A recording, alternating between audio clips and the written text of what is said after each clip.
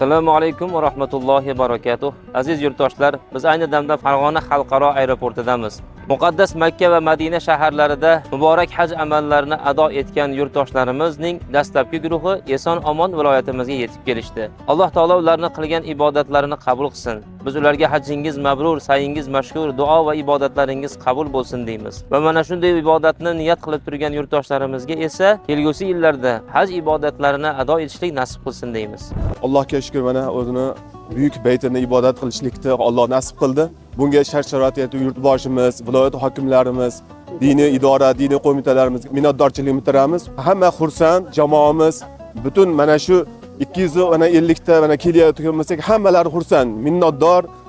Yurtimizdan, yurtboshimizdan hammalari xursand. Alloh taolo mana shunday bir xursandchiliklarimizni yurtimizda o'zi bardavom qilsin, yurtimizni tinch qilsin, osmonimizni Xudo musaffo qilsin.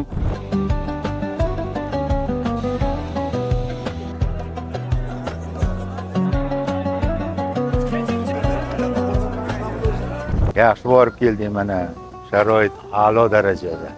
Qiynalganimiz yo'q. Hammani o'sha safarlarga yetkazsin. Prezidentimizga rahmat. Boshida chuvchuvdik, yo'q sharoitlar barcha o'ylaganimizdan ham ortiq ekan. Mazza qilib haj safarlarini ado etib keldik.